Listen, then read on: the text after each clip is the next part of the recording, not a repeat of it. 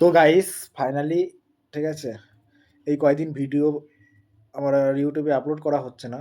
ঠিক আছে, তো আমার একটা অঘটন ঘটে গেছে, সেজন্য ভিডিও আপলোড করতে পারছি না। আমাকে দেখে কি মনে হচ্ছে? শরীরটা খারাপ না খারাপ না? মনে হচ্ছে শরীর খারাপ।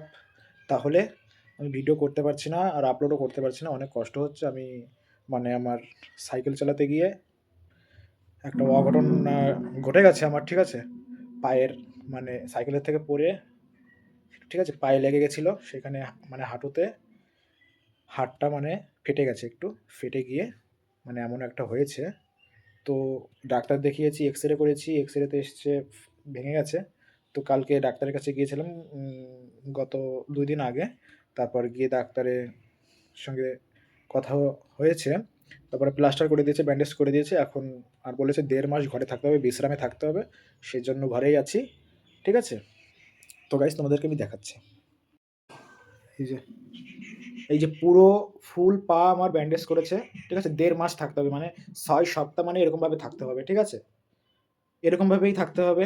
খাওয়া-দাওয়া এভাবেই করছি। স্নান মাথা, গা হাত পায়ে মুছে নিচ্ছি। ঠিক আছে? ১.৫ মাস একটু কষ্ট করে থাকলে আমার জীবনে কোনো প্রবলেম হবে না। সেটা ডাক্তারবাবু বলেছে।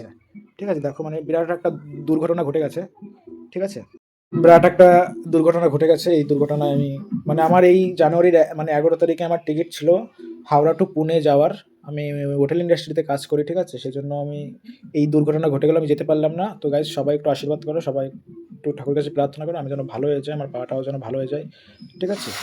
তো গাইস পরে নেক্সট ভিডিও তোমাদের দেখানোর চেষ্টা করব, আরও নেক্সট ভিডিও আনার জন্য, দেওয়ার জন্য চেষ্টা করব।